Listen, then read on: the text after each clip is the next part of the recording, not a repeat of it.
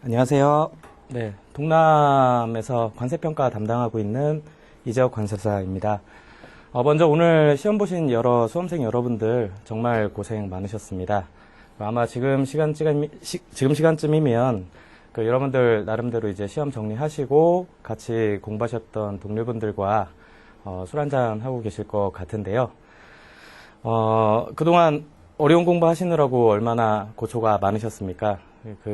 좀 그동안의 힘겨움, 그리고 시험에 대한 부담감 같은 거 떨쳐내시고, 좀 편하게, 조금 시험 있고, 편하게 좀 소주 한잔 할 수 있는 편안한 시간 좀 가지셨으면 하는 바람 가져봅니다. 근 10년 됐는데요. 제가, 시험 봤던 날이 떠오릅니다. 저도 시험 봤던 날 이제 같이 공부하셨던, 스터디 하셨던 분들과 모여서 소주 한잔 했던 기억이 지금도 나거든요. 근데 이제 사실 편하지 않죠. 그래서 시험 얘기하지 말고 그냥 편하게 술 먹자라고 해서 모였는데 정작 자리 파할 때까지 내내 이제 시험 얘기만 하다가 집에 갔던 기억이 납니다. 그래서 내가 오늘 시험을 봐서 정말 진력을 다했는데 혹시나 이제 잘못된 판단을 한 게 있는지, 그리고 좀 잘못 쓴 게 없는지, 좀 실수한 게 있지는 않은지 같은 생각들 때문에 좀 술 먹는데도 좀 편하지 않으실 거예요. 편하지 않으실 거 아는데, 근데 그래도 뭐 이미 어차피 시험은 끝나지 않았습니까? 그렇죠. 그리고 이제 진인사 대천명이라고 하잖아요. 모든 거는 다 최선을 다하고 그 이후의 결과는 하늘의 뜻에 맡겨야 되는 부분이기 때문에 오늘은 그냥 편안하게 술독에 빠졌다가 나오셨으면 좋겠다라는 생각 해보고요. 그리고 평가 강평을 하기에 앞서서 좀 두 가지 점을 말씀을 드리고 싶은데요. 일단 관세평가 같은 경우는 뭐 너무나 잘 아시겠지만 기존 다른 과목보다 상대적으로 어떤 논란의 여지가 상당히 많았던 부분이 많습니다. 그래서 이제 기출문제에 대한 어떤 강평이나 내지는 모음답안의 등재에 대해서 학원 측에서도 그렇고 강사들 입장에서 상당히 어려워하는 부분이 많았는데, 근데 그럼에도 불구하고 이제 두 가지 이유 때문에 좀 강평의 자리를 그것도 시험 본 당일날 바로 이렇게 마련을 하게 된 이유가 한 두 가지가 있습니다. 그래서 첫째는 논란의 여지에도 불구하고 여러분들께 평가라는 게 이런 거고 이렇게 공부해야 된다라고 얘기하는 최일선에서 담당하고 있는 강사 입장에서 논란에 대한 여지 때문에 좀 입을 다물고 있는 게 과연 타당한 것이냐라고 하는 생각이 있었고요. 그러니까 그것 때문에 올해부터는 좀 강평이라도 해야겠다라는 생각을 하고 있었는데요. 물론 당일은 아닙니다만 어쨌든 그렇게 해서 자리가 마련됐고, 그리고 여러분들 아시겠지만 연중 여러분들이 평가에 대한 어떤 실력이 가장 많이 올라와 있을 때가 사실 지금 시기입니다. 그렇죠. 그렇게 당연한 거죠. 이제 시험 보는 날 실력이 가장 많이 올라와 있어야 당연한 것이기 때문에. 그래서 여러분들이 설령 제가 뭐 잘못된 내용을 강평하거나 오류가 있다라고 하더라도 충분히 그런 부분에 대해서 취사 선별이 가능할 거다라고 하는 믿음이 있기 때문입니다. 참고로 말씀드리면 저도 시험 봤을 때 이제 무역 실무가 학원에서 나왔던 그 모범 답안과 비교했을 때 두 문제가 좀 답이 좀 제가 쓴 거랑 틀렸었거든요. 근데 이제 두 문제라고 하면 뭐 몇 개 안 된다 생각할지 모르겠지만 두 문제 중에 이제 한 문제가 50점짜리라서 뭐 시험에 당락을 좌우할 수도 있는 문제였기 때문에 굉장히 큰 문제였습니다만, 근데 이제 모범 답안과 내용이 일부 틀리다 하더라도 그러니까 저는 제 답안에 대해서 자신감이 있었거든요. 보다 명확한 논리, 그리고 보다 그러니까 명확한 법적 근거가 있기 때문에 설령 모범 답안과 일부 내용의 차이가 있다라고 하더라도 합격하는 데는 지장이 없을 거다라고 하는 확신이 있었습니다. 그래서 설령 여러분들이 오늘 작성하신 답안의 내용이 제가 지금부터 강평을 해드릴 올해 기출문제에 대한 강평 내용과 일부 차이가 있다라고 하더라도 여러분들 스스로가 납득이 되는 답안이고 여러분들 스스로 답안에 자신이 있다라고 하면 강평 내용보다 더 좋은 답안으로 채택이 됐을 가능성도 있다라는 겁니다. 그래서 좀 이적 관사는 뭐 이렇게 얘기하더라 그런 식의 논란보다는 사안 자체, 문제 자체에 대해서 조금 더 집중해서 그렇죠. 그거에 대한 답안이 어떤 건지를 좀 탐구하는 자세로 좀 임해 주셨으면 좋겠다라는 생각을 해봅니다. 자, 그러면 올해 2015년 32회죠. 32회 관세평가에 대해서 일단 총평을 좀 먼저 말씀을 드리겠는데요. 전체적인 난이도는 제가 드린 그러니까 순전히 제 개인적인 입장에서 드리는 난이도입니다. 중입니다.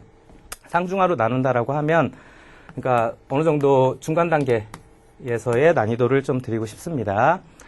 그러니까 원래 이제 되게 이제 상중을 섞어서 많이 내는데 상을 드리지 않고 이제 중을 드리는 이유가 올해 시험 뭐 여러분들 시험 그러니까 보셔서 아시겠지만 비교적 이제 난이도가 평이했던 시험입니다. 그리고 평가도 예외 없이 난이도는 비교적 높지 않은 수준에서 기출됐고 논란의 여지도 타 연도에 비해서 굉장히 없는 편입니다. 자, 그래서 50점짜리하고 10점짜리를 분설해서 말씀을 드릴 텐데요. 일단 50점짜리 같은 경우는 상중 정도의 난이도를 드릴 수 있을 것 같습니다. 자, 그런데 50점짜리 상중 정도의 난이도를 드리는데 50점짜리는 사실 여러분들 뭐 아시는 분들 아시겠지만 WCO 사례연구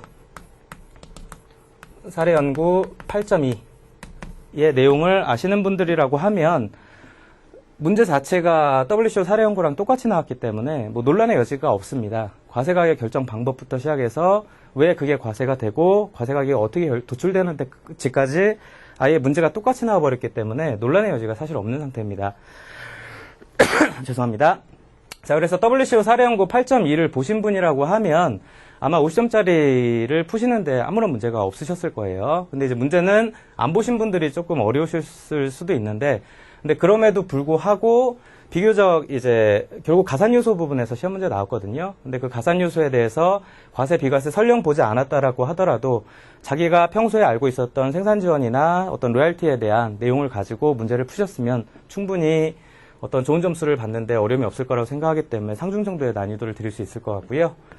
10점짜리는 굉장히 평이하게 나왔습니다. 중하 정도, 거의 대부분 하일 정도로 10점짜리는 상대적으로 좀 평이하게 나왔습니다. 그래서 오히려 올해 같은 시험 문제는 사실 50점짜리 한 문제를 어떻게 썼느냐, 그러니까 과세 비과세 여부를 정확하게 판단했느냐, 과세의 결정 방법과 과세 가격을 정확하게 도출했느냐에 따라서 어떤 평가 자체에서 고득점을 하냐 못하느냐는 50점짜리에서 결정될 걸로 보입니다. 10점짜리가 비교적 굉장히 평탄한 형태에서 나왔기 때문에 50점짜리가 그 선별 기준이 되지 않을까 싶고요.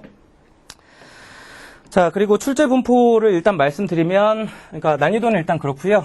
두 번째로 말씀드리고 싶은 거는 일단 그 출제 분포입니다. 출제 분포는 일방법하고 가산요소 쪽. 그렇죠. 그래서 일방법을 기재로 한 가산요소 부분에서 약 70점 정도가 출제가 됐습니다. 그래서 그 14년도에도 사실 작년에도 이제 일방법 가산요소 쪽에서 시험 문제가 나와서 올해도 비슷한 범위 내에서 이제 시험 문제가 나왔는데요. 어찌됐건 일방법 가산요소 쪽에 좀 편중한 형태로 나왔고, 그 외에는 이제 사방법에서 한 문제 나왔죠. 10% 나왔고, 그리고 수출 판매랑 특수관계, 수출 판매와 특수관계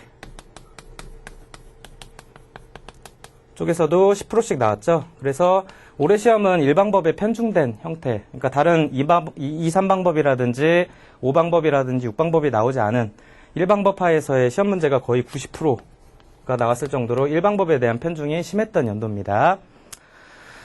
그리고 출제 형태를 좀 말씀드려야 될 것 같은데요. 출제 형태는 일단 그 여지없이 사례 해결형이 90%가 나왔습니다. 그렇죠. 그 단순한 어떤 쟁점을 잡는 건 어렵지 않으셨을 겁니다. 쟁점 자체를 잡는 게 어렵진 않으셨을 텐데 사례 해결형에서 일단 90%가 나왔고요. 그리고 단순 서술식이 이제 14년도에 없어졌다가 올해 다시 나왔습니다. 그래서 단순 서술형도 한 문제가 나왔습니다. 특수관계 영향을 받았는지 여부에 대한 테스트 밸류, 그렇죠. 거래 상황 검토라든지 그걸 물어보는 문제가 한 문제 나왔죠. 자, 그런데 계산에 대한 부담은 크게 줄어드셨을 겁니다. 형태로 보자면 계산 형태는 뭐 70%까지도 갈 수 있습니다. 50점짜리 때문에. 근데 50점짜리도 금액, 과세가격 금액을 정확하게 얼마다라고 구한 문제가 아니었기 때문에 여러분들이 실질적으로 체감할 수 있는 계산형의 문제는 20% 정도, 그러니까 한 두 문제 정도가 계산을 해야겠구나. 그런데 그조차도 어떤 계산기 없이 여러분들의 그 단순 암산만 가지고 계산이 가능했을 정도의 간단한 형태였거든요. 그래서 계산형에 대한 비중은 기존에 비해서 좀 낮아졌다라고 볼 수 있습니다. 그래서 이제 총평을 좀 말씀을 드리면 전체적으로는 그 평가 협정과 그리고 기본 교재를 좀 충실하게 공부하셨던 분들이라고 하면 올해 시험을 보시는 데는 크게 무리가 없었을 걸로 생각이 듭니다. 그래서 어떤 뭐 찍는 형태라든지 뭐 문제풀이 강의에만 몰빵한다든지 그런 형태가 아니라 기본서 위주로 해서 준비를 잘 하신 분이라고 하면 무리 없이 시험을 푸셨을 걸로 생각이 들 정도로 난이도는 일단 기존에 비해서 약간 하향 조정된 측면이 있고요.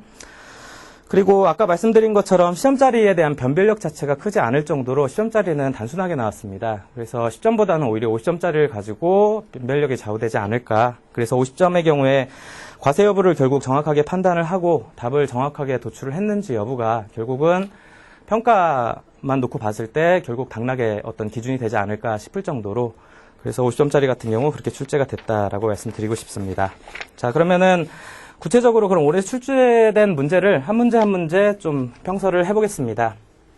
한 문제 한 문제 뭐 논리가 이렇고 뭐 그렇게 말씀드리기에는 너무 시간적으로 좀 부족할 것 같고요.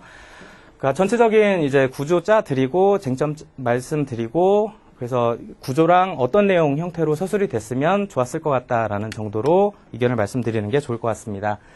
자, 첫 번째 문제는 거래 사실이 다음과 같을 때 결정 원칙을 적용하기 위한 요건을 설명하고 과세 결정 방법과 금액을 산출하라고 하는 문제였죠. 그래서 형태는 사례결식이고요.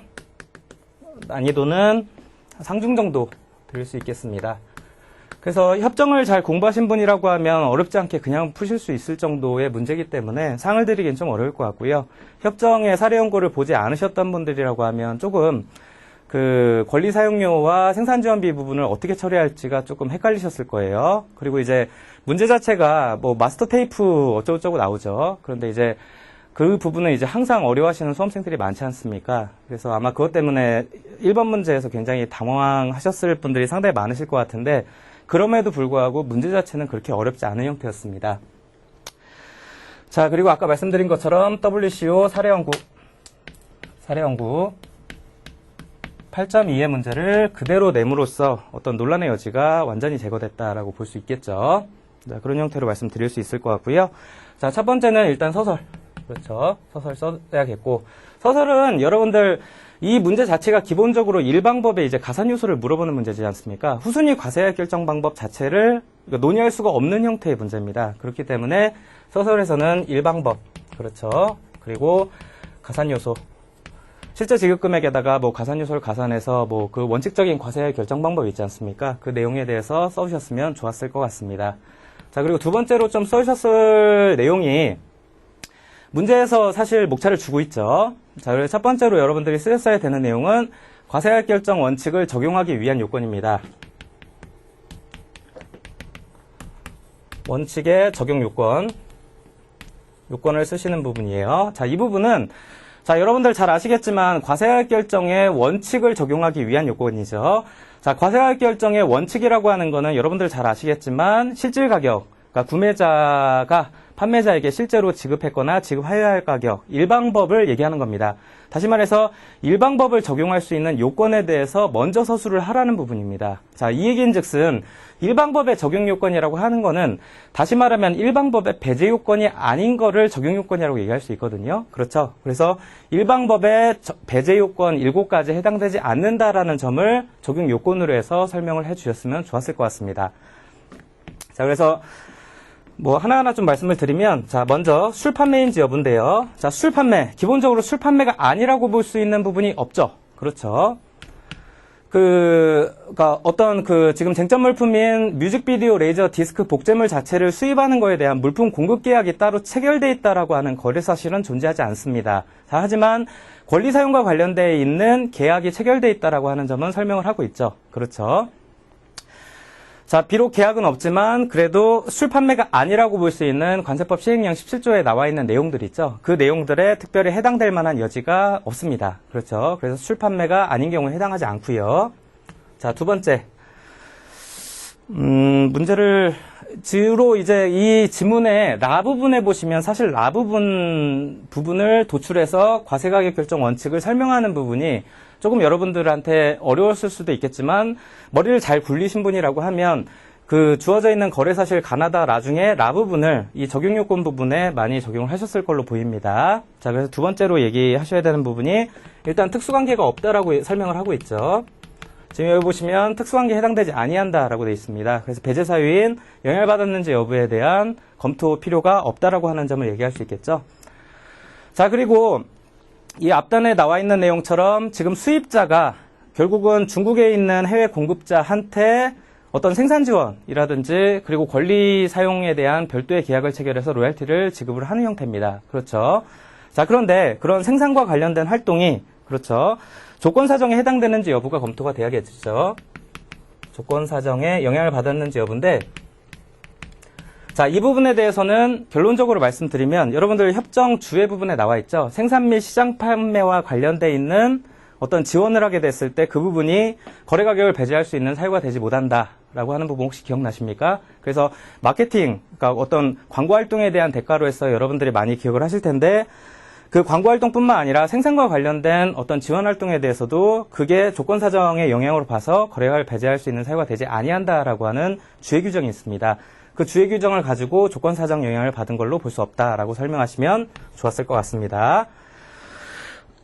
자, 그리고 네 번째로 그 가산요소 금액이 자, 일방법을 적용하기 위해서는 객관적이고 수량화할 수 있어야 되죠.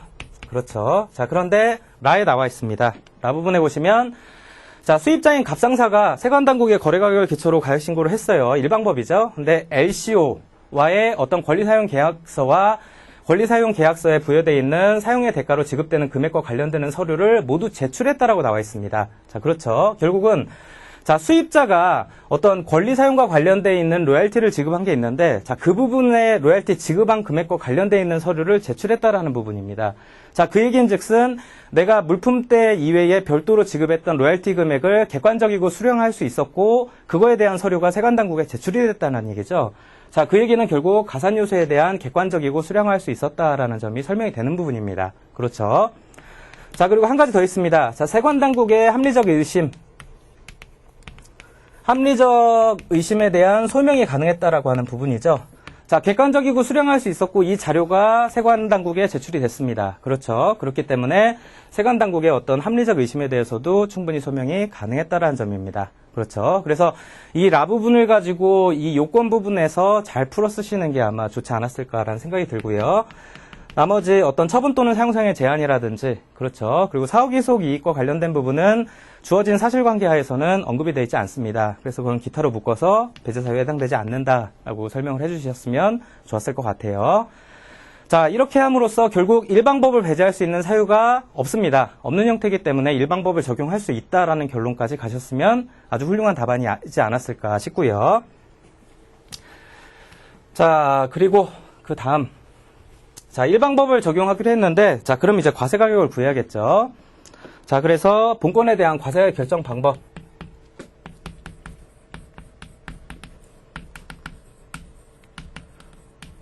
자, 위와 좀 연계되는 부분이죠. 지금 일방법에 대한 적용 요건을 검토하셨는데 배제사유에 해당되지 않기 때문에 일방법을 적용할 수 있다까지 나왔을 겁니다. 자, 그러면 일방법 하에서 그럼 과세가격 결정을 해야겠죠. 자, 그래서 첫 번째로 개요적인 측면에서 일방법을 적용할 수 있다.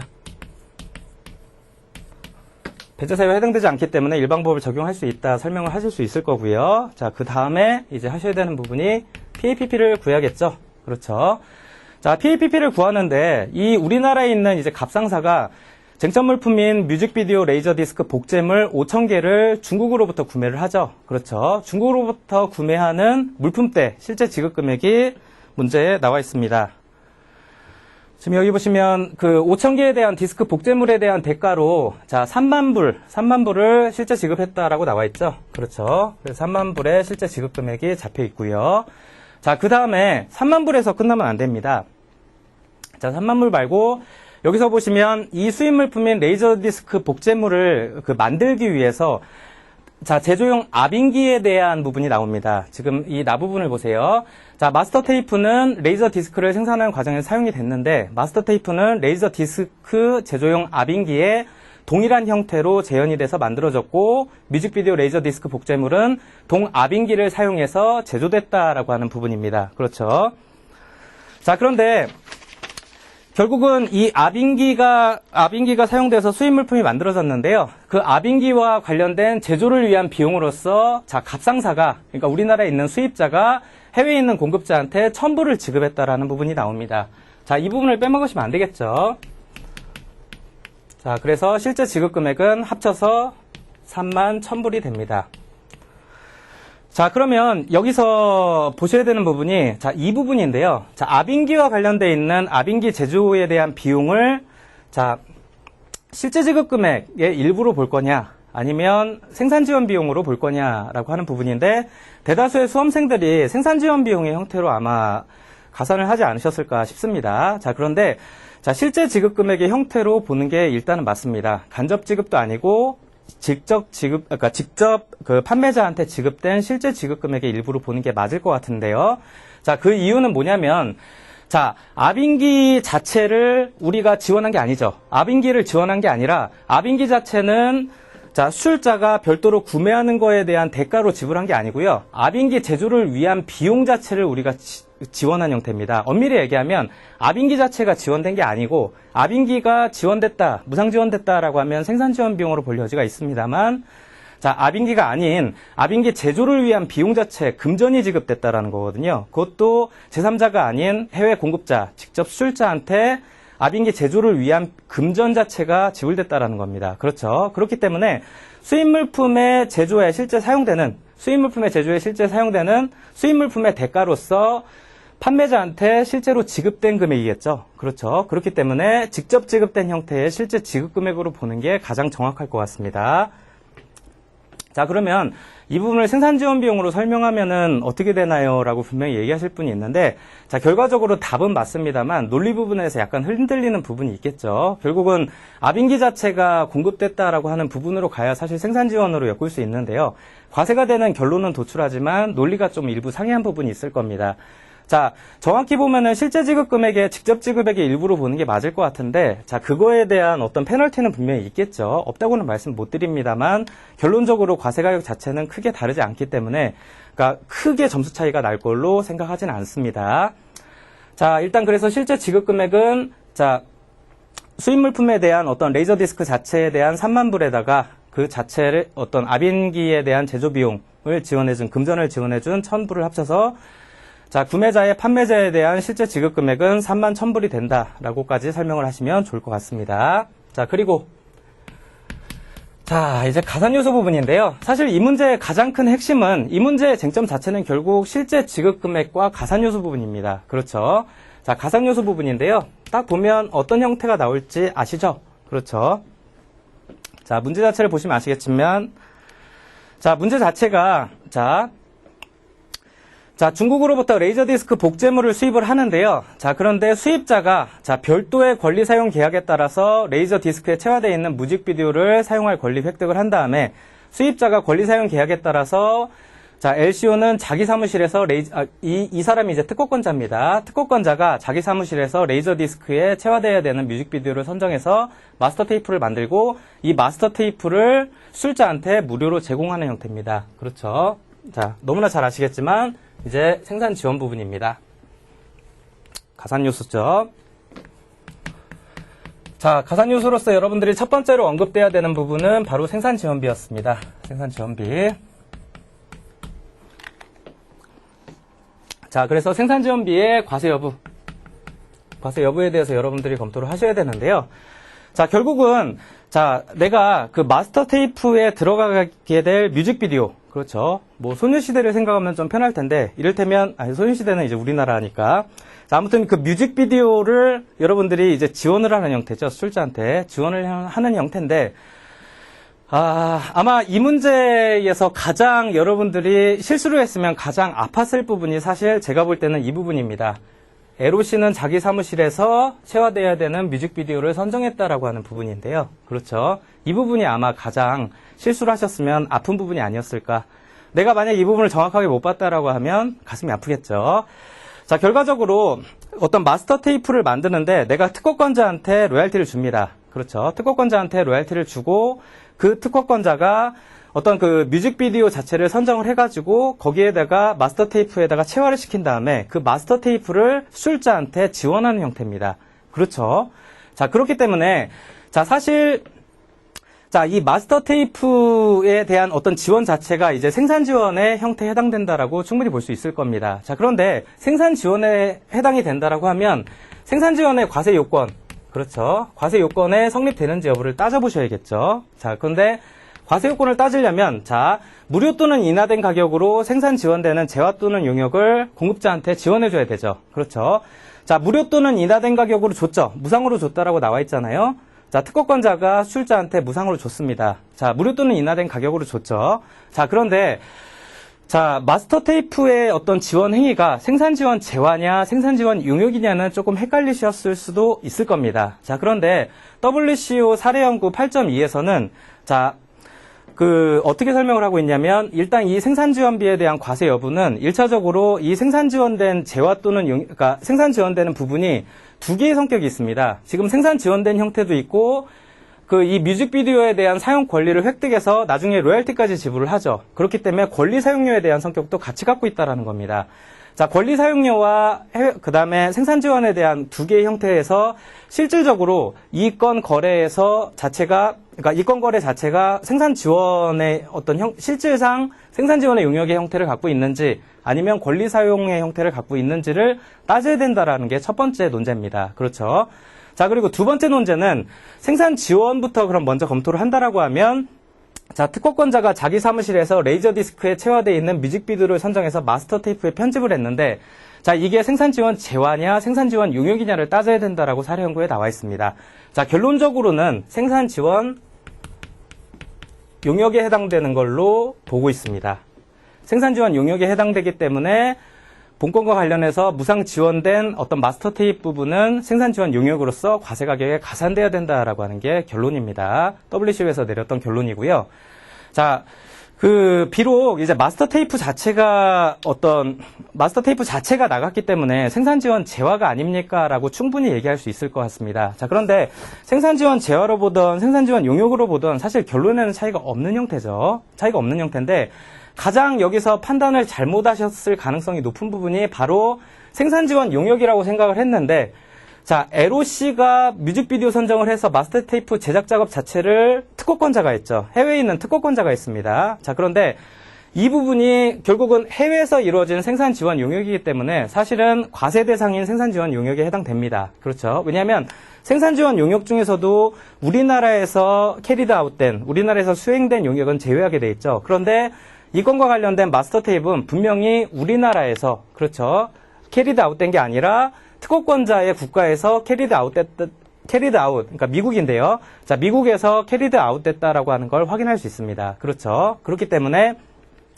자, 생산 지원 용역으로 봐서 과세를 하셨던, 생산 지원 재화로 봐서 과세를 하신 부분도 있겠습니다만, 일단 사례 연구에서는 생산 지원 용역으로 판단을 하고 있다라고 하는 점입니다. 그래서 마스터 테이프에 대한 무상 지원 행위는 생산 지원 용역이 제공된 거고, 그렇기 때문에 생산 지원비의 과세 요건을 충족한다가 바로 WCO 사례 연구 8.2의 결론이었던 겁니다. 자, 과세를 해야겠죠. 자, 두 번째, 이제 권리 사용료 부분입니다. 권리 사용료에 대한 과세 여부인데요. 자, 권리 사용료에 대한 과세 요건. 자, 그런데 이 문제에서 여러분들이 어려우셨을 두 번째 부분이 여기서 나옵니다. 어떤 거냐면, 자, 다음 페이지 볼게요. 자, 생산지원 용역이기 때문에 이제 과세를 해야 되는데, 자, 생산지원비로 과세를 할 수 있는 과세 대상 금액을 확정해야 되죠. 그런데 그 금액에 대한 부분이 명확하게 떨어져 있지 않습니다. 그래서 아마 되게 당황을 하셨을 거예요. 아니, 과세는 맞는 것 같은데 금액이 명확하게 떨어지지 않아요. 그런데 어떤 생산지원 용역, 그러니까 마스터 테이프를 취득하는 거에 대한 대가가 어떻게 지불됐나가 답안에 나와 있습니다. 근데 그게 권리 사용료 형태랑 섞여 있는 거예요. 자, 보세요.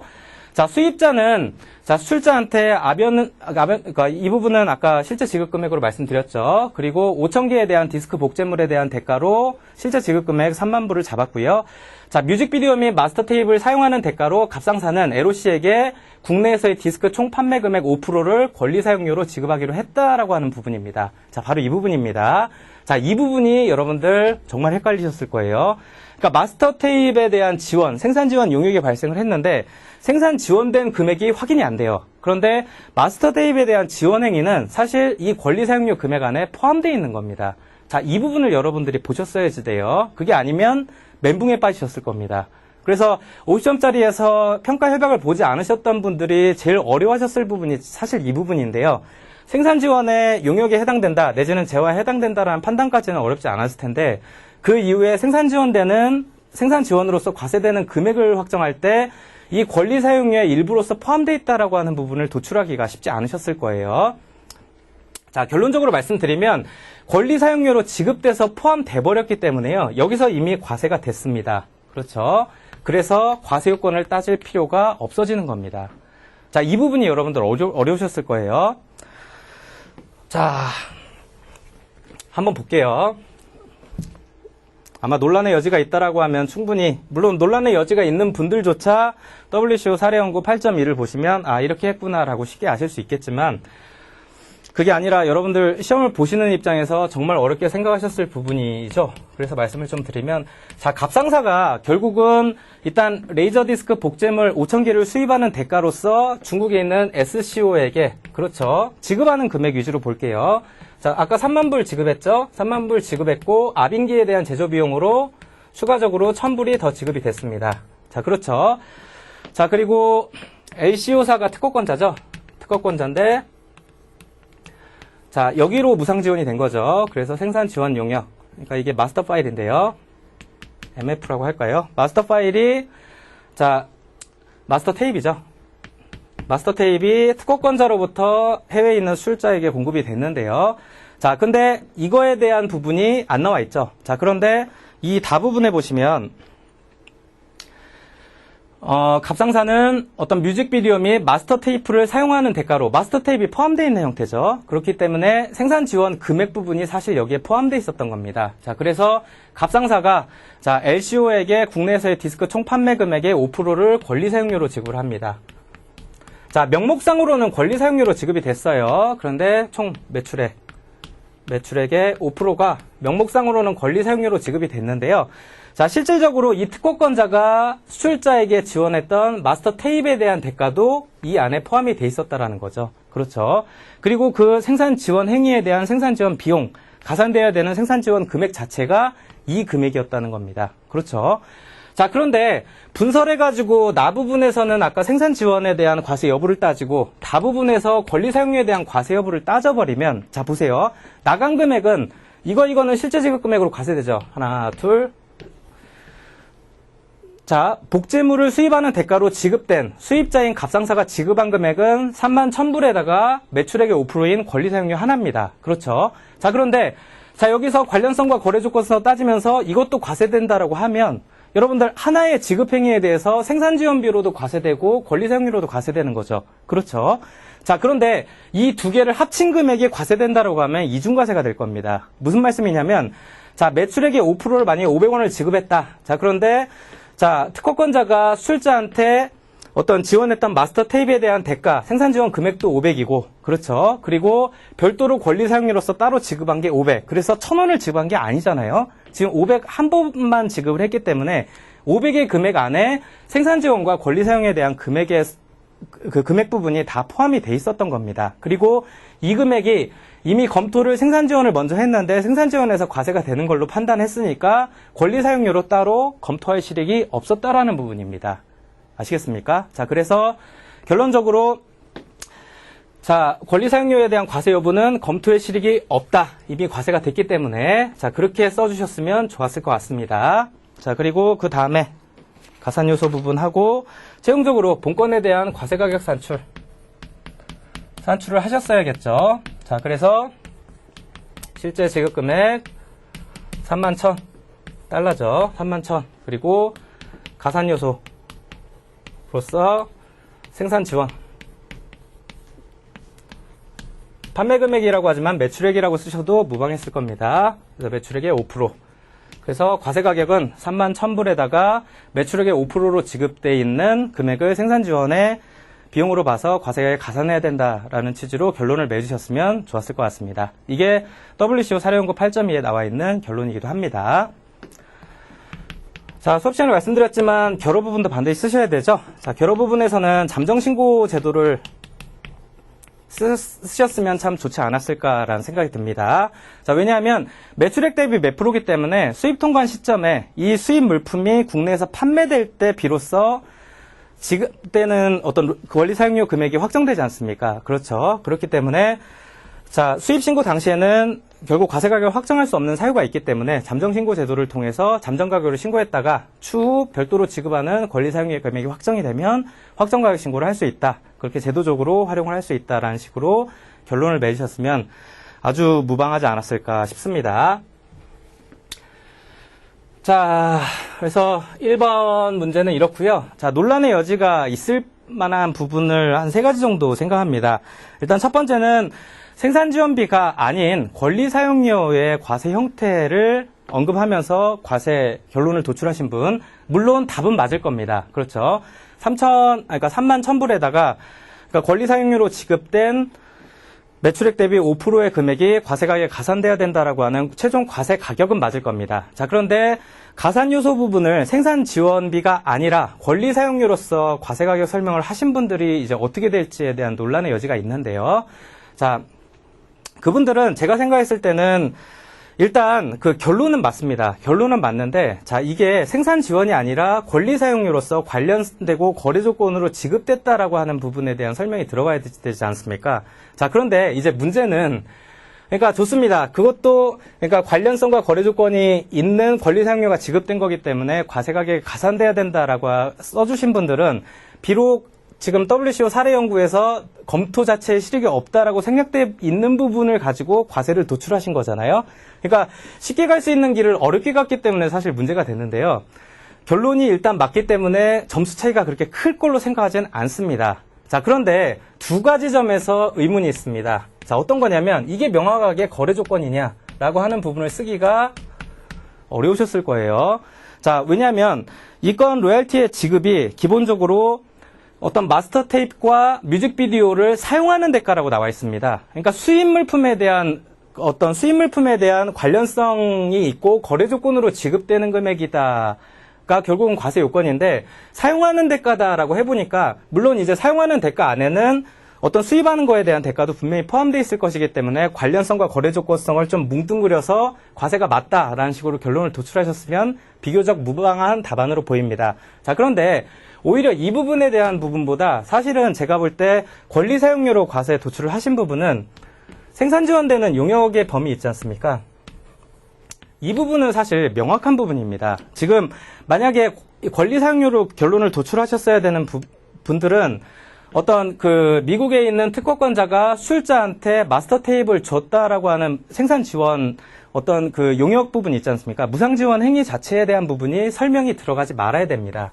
이런 설명이, 그러니까 이거를 못 본 채 해야지 비로소 관련성으로 갔거나, 그렇죠. 그렇게 됐을 거예요. 왜냐하면 이 부분을 언급하면서, 그러니까 뭐 2가지에 동시에 해당된다. 자, 그렇기 때문에 과세 대상. 오케이. 그거 좋습니다. 자, 그런데 2가지가 아니라, 자, 이거는 관련되고 거래 조건으로 지급된 것이기 때문에 과세다라고 하시는 분들은 생산 지원 부분을 만약에 비과세로 처리하셨다라고 하면 이 경우는 점수 차이가 날 걸로 생각이 됩니다. 이 경우는 명확하게 지금 답이 생산 지원 행위에 대한 어떤 과세 비과세 여부에 대한 답을 잘못 도출하신 거죠. 그렇기 때문에 차라리 아예 못 본 척하고 안 쓰신 경우가 아니라 완전히 잘못 쓰신 경우라고 하면은 점수 차이가 좀 벌어질 걸로 생각이 듭니다. 자, 그래서 이게 첫 번째로 제가 생각했을 때 좀 논란의 여지가 있는 부분이고요. 자, 2번째로 아까 말씀드린 것처럼 자, 특허권자가 자기 사무실에서 했다라고 하는 부분을 못 봐가지고 자, 우리나라에서 수행된 걸로 봤다라고 하시는 분들은 뭐 그건 명확하게 오류죠. 그렇기 때문에 당연히 그 경우도 점수 차이가 날 거고요. 그렇죠. 그리고 3번째로 제가 생각하는 어떤 논란의 여지는 사실 재현 생산권과 관련된 부분입니다. 그러니까 자, 그 권리 사용료 부분에서 결국은 어떤 뮤직비디오 마스터 테이프를 사용하는 대가로 지급된 권리 사용료인데 마스터 테이프 나오고 하다 보니까 이게 재현 생산에 대한 권리 아닌가? 그리고 우리가 그 관련이 없는 경우, 그러니까 관련성이 없는 걸로 보는 관세법 시행령 19조 4항에 나와 있는 관련성이 없는 경우에 이제 재현 생산권에 대한 부분이 나오다 보니까 이건 재현 생산권의 일종이기 때문에 권리 사용료로 가산되지 않는다라고 설명하신 분도 분명히 계실 텐데요. 그것도 명확하게 오판이죠. 그렇죠.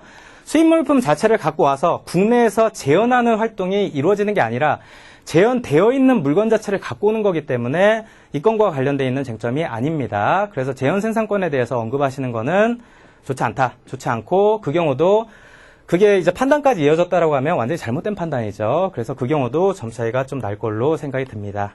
자, 그래서 논란의 여지가 좀 있는 부분이긴 합니다만 생산 지원비와 좀 어려우셨을 거라고 생각하는 부분이 어떤 한계에 대한 금전적인 대가, 그렇죠. 그 대가가 그러니까 5%에 대한 권리 사용료가 생산 지원비와 권리 사용료 두 가지 형태가 있을 때 실질에 따라서 판단을 해야 되는데요. 그런데 그 부분이 여러분들이 아마 협약을 보지 않은 상태에서 시험 문제 보시면 조금 여러분들이 결론을 도출하기 어려우셨을 거고, 특히나 이제 과세 가격을 구하라라고 하는 문제인데 얼마 다가 아니라, 그렇죠, 얼마에 뭘 가산한 금액이다라고 쓰기가 뻘쩍지근하셨겠죠. 이제 그런 점 때문에 이거 생산 지원은 과세 같은데 금액이 어디 있지라고 생각하시는 분들, 그런 분들 분명히 계실 거고요. 그런 게 좀 여러분들한테 좀 그 협정을 보지 않으신 분들이라고 하면 좀 어렵지 않았을까라는 생각이 듭니다. 근데 간단하게 보셨으면 사실 간단한 문제입니다. 자, 그래서 50점짜리가 올해 평가 시험에서는 가장 어렵고 난이도가 있었던 문제입니다. 자, 문제는 1번에서 그렇게 당황하게 되면 이제 2번부터, 그렇죠, 문제가 잘 안 보이죠. 내지는 1번에서 너무 시간을 많이 끌어가지고 2번부터 사실상 자기의 본 실력을 이제 발휘하기가 어려우셨을 텐데요. 자, 그럼에도 불구하고 올해 정말 10점짜리 5문제는 제가 볼 때 저희 어떤 문제풀이나 모의고사에서 이미 다 한 번씩 풀어봤다라고 감히 말씀드릴 수 있을 정도로 변별력이 없는 상태입니다. 그러니까 비교적 난이도가 중하, 상이 아예 없어요. 그런 상태이기 때문에 어떤 기본서 위주로 해서 문제풀이나 모의고사에 충분히 잘 따라오셨던 분들이라고 하면 다 한 번씩 다뤄보고 풀어보셨을, 그리고 목차 한 번쯤 잡아보셨을 문제들만 나왔다라는 겁니다. 그렇죠. 자, 2번입니다. 2번은 특수관계 성립되고요. 수입물품 영향을 미친 사실이 인정돼서 사방법이죠. 자, 그래서 사방법에 대한 과세가액이 결정되었다. 자, 이 경우에 국내 판매 내역을 이제 주고요. 결국은 국내 판매 가격에 대한 설명을 하라고 하는 문제죠. 사방법에서 국내 판매 가격을 어떻게 산정하냐에 관한 문제였습니다. 자, 그래서 뭐 형태는 이제 사례 결식이고 난이도는 하. 그렇죠. 난이도는 하 정도로 볼 수 있을 것 같고요. 목차만 간단히 말씀드리면 사방법에 대한 얘기를 하셨으면 좋았겠죠. 자, 그리고 사방법에서 자, 목차가 사실 문제에 나와 있습니다. 지금 문제가 다음 페이지에 보시면 두 개를 이제 설문을 줬는데요. 첫 번째가 국내 판가에 대한 요건이죠. 판매 요건, 그러니까 판가, 결국은 이제 다판매 단가라고도 하고 채빈가라고도 얘기하는데 다판매 단가에 대한 요건을 이제 기술하는 부분이었습니다. 네 가지에 대한 요건이 있죠. 그래서 자, 당해물품, 그러니까 당해물품, 그리고 동종동질물품, 유사물품이, 자, 당해물품, 동종동질물품, 유사물품이 수익 신고일로부터 거의 동시에, 그렇죠, 특수관계가 없는 자한테 가장 많은 수량으로 판매된 단위가격이죠. 그 네 가지 요건을 적으셨으면 됩니다. 자, 그리고 위에서 주어진 판매가의 내역을 기초로 해서 단위가격을 구하시오. 단위가격 산출인데요. 자, 모의고사에서 다 이미 풀어보셨던 문제죠. 자, 80단위로 해서 100원, 뭐 이렇게 해서 이제 매출장에 대한 매출 내역들이 나와 있는데요. 자, 기본적으로 이런 문제에서 여러분들 주의하셔야 되는 부분은 모의고사 시간에도 말씀을 드렸습니다만, 자, 수입 신고일과 거의 동시에, 자, 사방법에서 쓰이는 국내 판매 가격은, 자, 우리나라에 들어온 수입 신고일로부터 90일 이내에 판매된 가장 많은 수량으로 판매된 단위 가격을 쓰게 되어 있습니다. 그렇죠.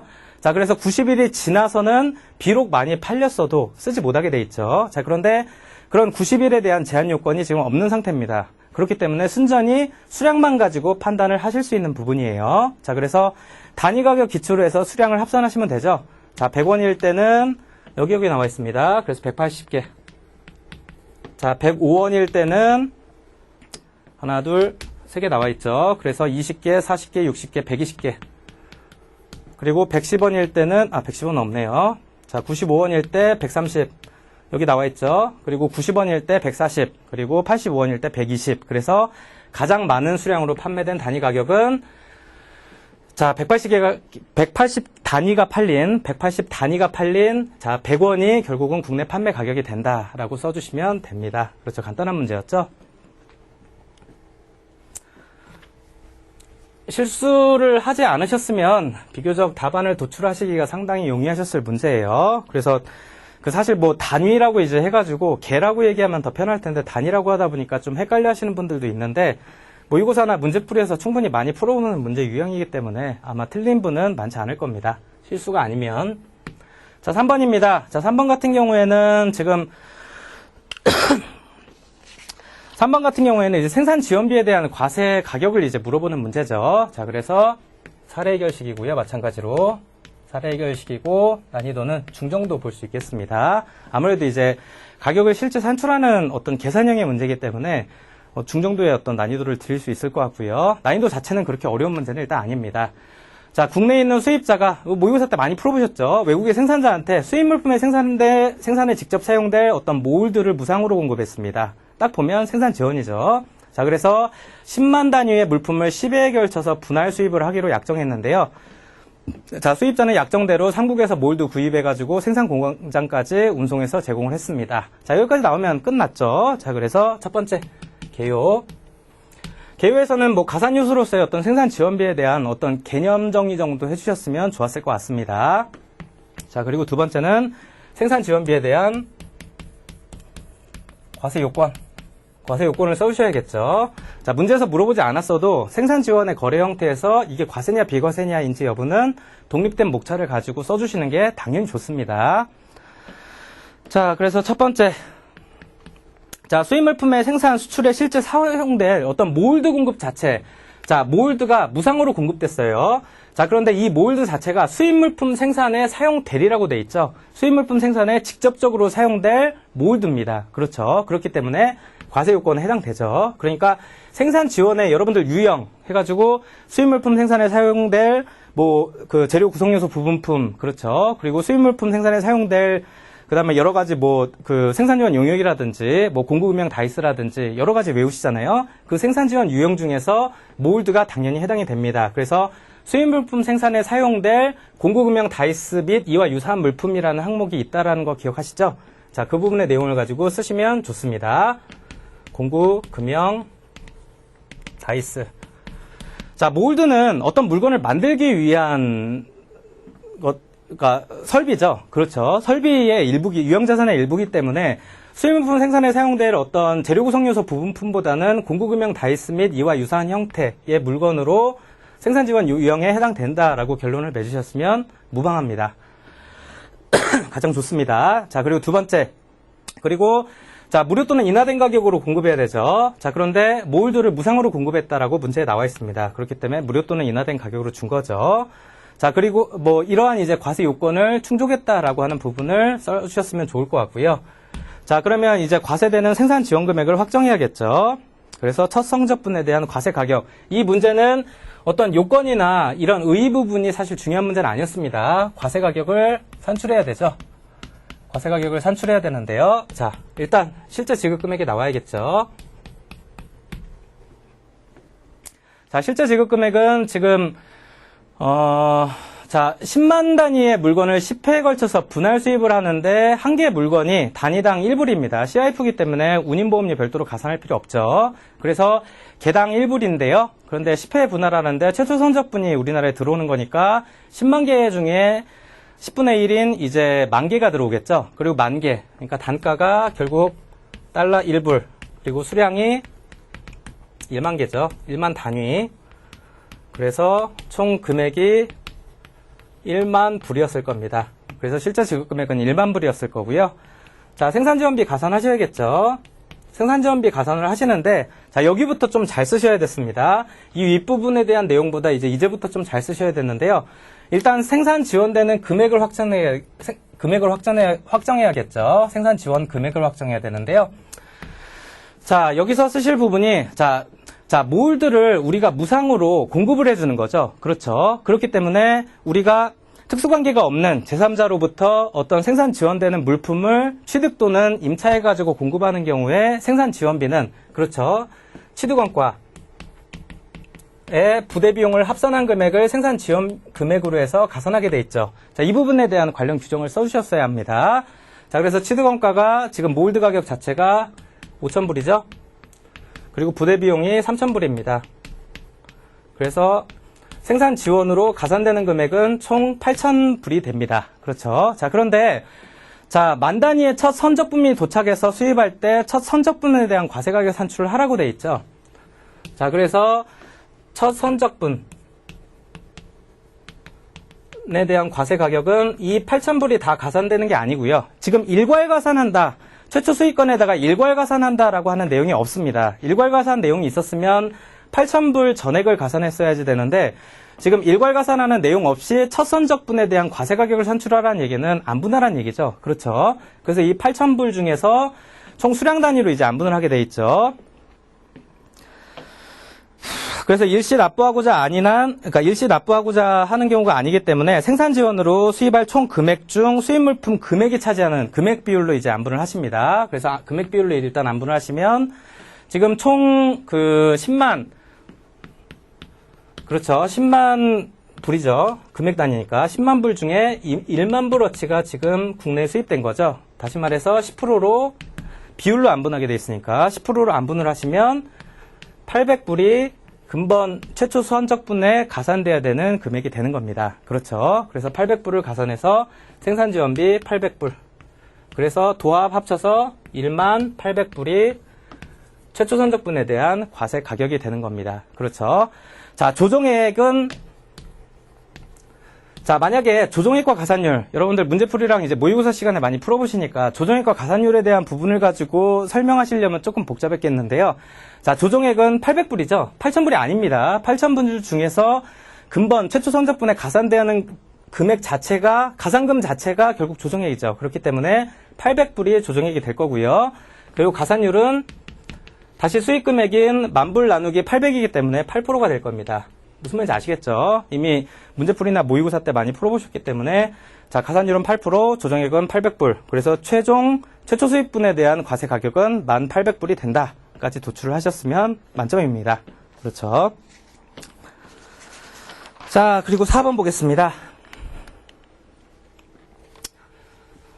그래도 올해 기출문제는 비교적 난이도가 높지 않고요. 그리고 작년 2014년 50점짜리가 특히 이제 논란의 여지가 많았던 10점짜리 같은 경우도 학원마다 이제 답이 틀릴 정도로 논란의 여지가 상당히 많았던 부분인데 올해는 논란의 여지가 사실상 거의 없다라고 봐도 될 정도로 그렇죠. 제가 오늘 강평을 하면서 이 내용에 대해서 논란의 여지가 크지 않다라고 감히 단언할 수 있을 정도로 사실 문제 자체가 좀 명확한 편입니다.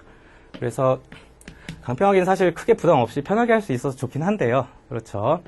근데 이제 문제는 그런 식으로 지금 보면은 다른 교시도 비교적 난이도는 좀 평이했다라는 평이 좀 지배적인 상황이거든요. 결국 이제 그 안에서 그러면은 등수 싸움을 우리끼리 이제 박터지게 해야 된다라는 얘기인데 결국은 얼만큼 세밀하고 정확하게 자신의 견해를 피력했는가. 그렇죠.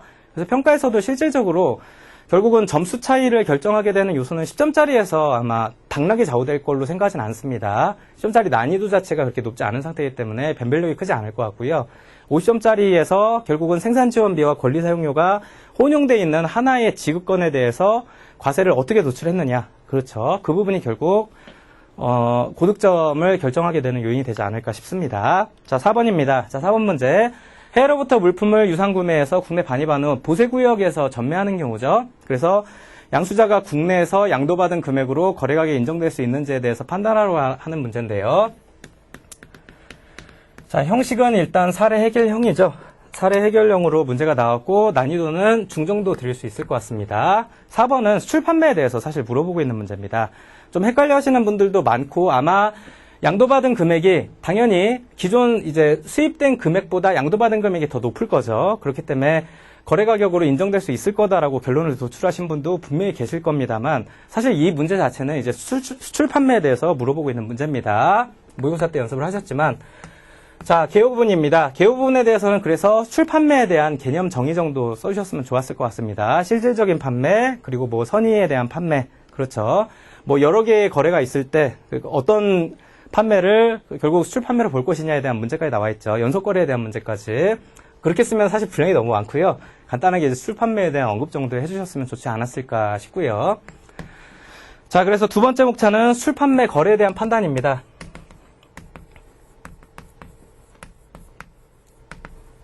의외로 이 문제를 수출 판매로 보지 않고 다른 형태로 접근하신 분들이 있지 않을까도 생각이 드는데요. 문제 자체는 수출 판매를 물어보는 문제가 너무 명확합니다. 자, 수업 시간에도 뭐 기본 강의 때도 말씀드리는 부분이죠. 여기서 이제 양수도, 비엘 양수도가 국내에 있는 보세 장치장에서 이루어지는 거죠. 그렇죠. 그러니까 다시 말해서 문제에 주어져 있지 않지만 해외 공급자가 있고 자, 이거를 원래 수입하기로 해서 보세구역에다 반입시켰던 반입자가 있습니다. 그렇죠. 그리고 이 반입자가 국내 보세구역에서의 양수도를 통해서 C라고 하는 애가 양수를 받아가지고 수입 통관을 하죠. 자, 그런데 자, 100원에 최초 그 해외 공급자로부터 100원에 갖고 왔다가 양수도 할 때 자기의 어떤 이윤만큼을 가산할 거지 않습니까? 통상적으로 한 20% 가산한다라고 하면 120원을 결국 120원을 근거로 해서 비엘 양수도를 했을 텐데, 자, 이 경우에 그럼 120원을 과세 가격으로 쓸 수 있냐에 관한 문제입니다. 자, 그런데 어떤 거래가 술 판매 거래인지 여부를 1차적으로 따져야 되는데 결국 이 거래냐 이 거래냐에 관한 문제입니다. 그렇죠? 우리는 술 판매를 전제로 해서 실제 지급 금액을 과세가격 결정의 원칙으로 삼고 있기 때문에 어떤 거래가 술 판매 거래인지 여부를 따져라라고 하는 문제입니다. 자, 그런데 당연히 이 건이죠. 그렇죠? 자, B와 C 간의 거래는 비록 보세구역이라고 하는 특정한 상황이 결부되어 있긴 합니다만 국내 거래입니다. 그렇죠? 그래서 우리나라로 수입을 유발하게끔 만든 최초 공급자로부터 국내에 있는 반입자, 그렇죠? 간의 거래가 결국 수출 판매 거래가 되는 거죠. 자, 그래서 세 번째는 인정 여부죠. 그 문제 있는 내용을 그대로 목차로 잡아주는 게 좋습니다. 그러니까 양수 금액을 과세 가격으로 인정할 수 있는지 여부, 그렇게 목차를 잡으시는 게 가장 무난할 것 같습니다. 자, 결론적으로는 자, 술 판매 거래가 A와 B 간에, 그러니까 A, B 뭐 그렇게 쓰시면 안 돼요. A, B가 지금 이해를 돕기 위해서 그린 거지 문제 자체에 주어져 있지 않기 때문에 해외에 있는 술자로부터 국내에 있는 최초 반입자 간의 거래가 술 판매 거래이기 때문에 동거래 가격이 실제 지급 금액으로 과세 가격으로 산출되어야 됨이 첫 번째죠. 자, 그런데 문제에서 물어보는 거는 어떤 게 과세 가격이냐가 아니고요. 자, 양수자가 국내에서 양도받은 금액으로, 자, 이 금액을 기초로 해서 과세 가격을, 거래 가격을 인정될 수 있는지 여부인데요. 결론적으로 그래서 아닙니다. 아니죠. 자, 그래서 이 건에 대한 그 과세 가격은, 자, 해외에 있는 공급자와 국내에 있는 반입자 간의 술 판매 거래에서 도출됐던 금액, 그 금액이 과세 가격으로 확정돼야 되고, 과세 가격으로 적용이 돼야 되고, 그래서 국내에서 발생한 국내 양수도 금액은 과세 가격으로 쓸 수 없음. 그리고 만약에 그 해외 공급자와 반입자 간의 거래 가격이 확인되지 않으면, 자, 그 경우에는 결국 1방법을 배제하고 2방법 이하로 간다라고 설명을 하셔야 됩니다. 아마 이 부분은 많이 놓치셨을 거예요. 그래서 쓸 수 없다라고 쓰신 분들은 많겠지만 2방법 이하를 언급하시는 게 중요했습니다. 자, 그래서 이 문제에 대한 사실 그 일본 평가 사례, 제가 기본 강의 시간에 말씀드린 평가 정해에 90에서 91페이지에 보시면 똑같은 케이스가 있습니다. 그 일본의 평가 사례 12번이거든요. 기본 강의 시간에도 말씀드렸지만 12번에서 똑같은 사안을 가정하고 있기 때문에 거기서 내린 결론과 동일하게 결론을 도출하셨으면 완벽하지 않았을까라고 생각이 듭니다. 자, 5번입니다. 자, 쭉쭉 나가죠. 4번이 의외로 정확하게 쓰신 분들이 많지 않을 거라고 생각이 들 정도예요. 술 판매 부분을 도출하고 어떤 거래가 술 판매고 내국 거래이기 때문에 결국은 술 판매 거래에서의 거래 가격을 써야 되는데 확인이 안 되면 이 방법 이하로 가야 된다. 그렇게 도출을 정확하게 하신 분들이 많지는 않을 거라고 일단 생각은 드는데요. 그렇죠. 근데 정답은 아마 그렇게 처리가 되지 않을까 싶습니다. 자, 5번은 단순 서술식이죠. 아마 5번은 분량 조절하기가 어려우셨을 거예요. 단순 서술식 난이도는 합니다. 쓸 것도 없어요. 자, 특수관계가 무역거래가 증가하고 있는데 특수관계에 있더라도 영향을 미치지 아니한 경우를 예시하고 있는 바 이를 기술하시오. 그렇죠. 기호 일단 써주고 특수관계의 영향 여부에 대해서 쓰시면 되겠죠. 일방법 배제 사유로서. 자, 그래서 영향을 미치지 아니한 경우 예시로서 이제 세 가지를 규정을 하고 있습니다. 평가 협정에서는. 그래서 첫 번째가 자, 거래 상황을 검토하게 돼 있죠. Circumstance of Sale이라고 하는 거래 상황을 검토하는 부분을 첫 번째로 써주고 두 번째가 테스트 밸류. 자, 정확하게 써주는 게 중요합니다. 그렇죠? 자, 동종동질 유사물품에 대한 145 과세 가격입니다. 수업 시간에 말씀드린 것처럼. 그래서 테스트 밸류 그리고 세 번째가 올 코스트 플러스 프로핏 메소드라고 해서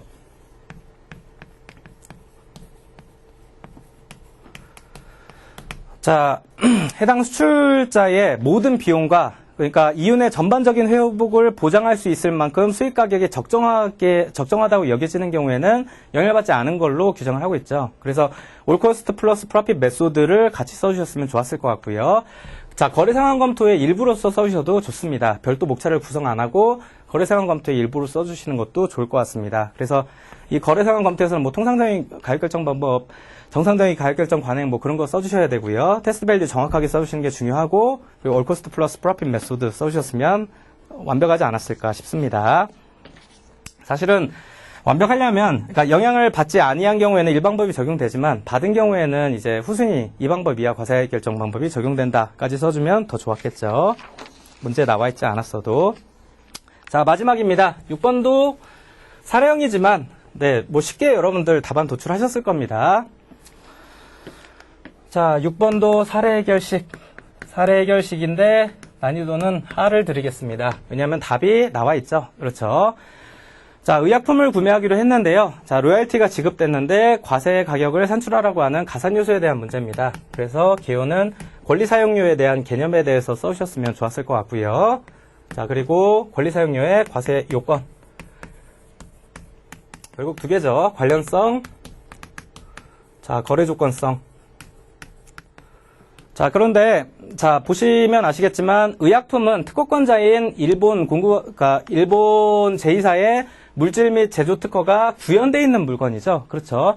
그러니까 수입물품이 의약품인데, 그 수입물품인 의약품 자체에 특허의 내용이 구현이 되어 있는 물건입니다. 그렇기 때문에, 자, 이 수입자인 K사가 지불하는 로열티 금액은 수입하는 의약품과 관련성이 있는 걸로 보겠죠. 당연히 그렇죠. 그러니까 이 부분이 결국 관련성에 대한 부분이고요.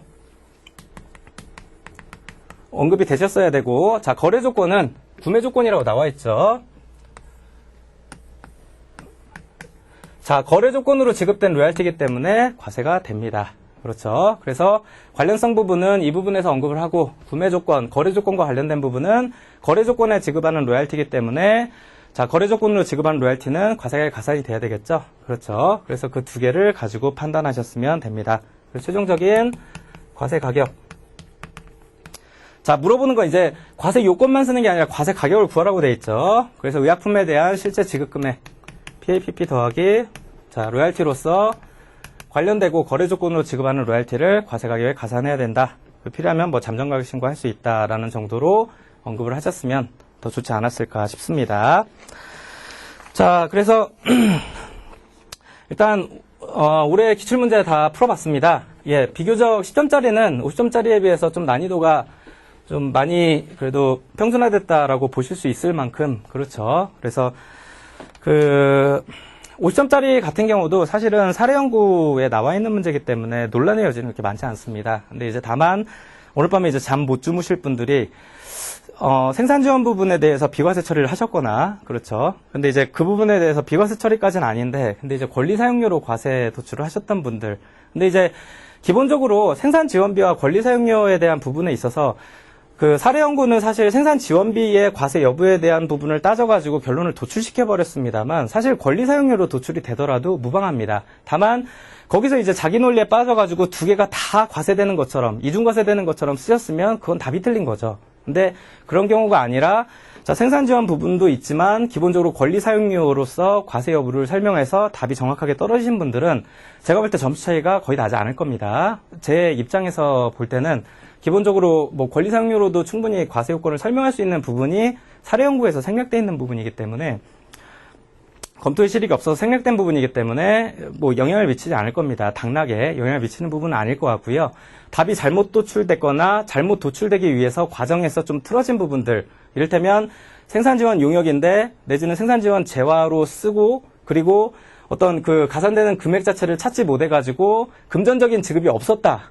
그래서 이제 권리 사용료로 갔다. 그건 답이 틀린 거죠. 그렇죠. 그래서 지급된 어떤 로열티 금액 5%가 생산 지원과 권리 사용료 두 개의 어떤 5%에 대한 로열티 지급액이 있었죠. 이 금액이 사실은 생산 지원과 권리 사용료 두 개의 성격을 모두 갖고 있었던 겁니다. 자, 그런데 결국은 모두 갖고 있었고 모두 과세 요건을 충족하기 때문에 사실 과세가 되는 결론에는 동일하다라고 보여집니다.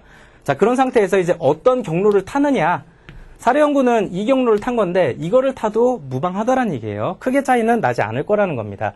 자, 그런데 자, 이걸 타게 되면서 이거를 완전히 무시하면 차라리 상관없는데 여기서 잘못된 판단을 하게 되면 그거에 대한 페널티는 있을 수밖에 없을 거라는 거죠. 그래서 그 부분만 제가 볼 때 올해 시험에서 조금 그 고민이 많이 되는 부분일 것 같고요. 자, 일단 시험은 이렇게 끝났습니다. 그래서 평가 문제는 전에 비해서 논란의 소지를 줄이는데 좀 주 목적을 가지고 문제가 출제되는 방향이 분명히 있는 것 같습니다. 그래서 여러분들 올해 조금 아쉬운 분들도, 그렇죠. 그러니까 지금 기다려야 되는 분들 말고 내년을 좀 대비하셔야 되는 분들도 기본 수업 위주로 해서 특히 일반고과 가산 요소는 사실 평가에 가장 꽃이지 않습니까? 그래서 언제든지 내년도 마찬가지고 내후년도 마찬가지고 다시 50점짜리 그리고 이렇게 70점, 80점 어떤 비중으로 나올 수 있을 가능성이 있습니다. 그래서 평가 어떤 기본 강의 위주로 해서 잘 정리를 하시면 또 좋은 결과가 있지 않을까 생각이 들고요. 자, 기타 총평에 대해서는 여기서 마치고요. 자, 일단 제가 말씀드린 총평은 아까 처음 말씀드린 것처럼 논란의 여지가 있는 부분이 분명히 있습니다. 자, 그런데 그런 부분에 있어서 뭐 타 강사님하고 얘기가 틀리다 그런 걸로 비교하는 거는 제가 볼 때 조금 기분이 나쁜 일이고요. 그런 것보다는 사안 자체가 이런데 내 생각은 이랬고 그리고 이거에 대해서 어떻게 판단을 받는 게 좋은지에 대해서 만약에 의문을 갖고 계신 분들이라고 하면 그런 분들은 학원을 통해 가지고 저한테 연락을 주시면 제가 따로 그 부분에 대해서는 의견을 드릴 수 있겠습니다. 그래서 필요하신 분들은 그런 것들에 대해서 학원 측에 좀 얘기를 해주시면 제가 따로 다시 말씀을 드리도록 하겠습니다. 자, 시험 끝나기까지 고생 많으셨고요. 자, 그리고 보다 좀 궁금하신 내용이라든지 구체적인 내용들은 또 다른 기회에 다시 또 찾아뵐 수 있었으면 좋겠습니다. 수고 많으셨습니다.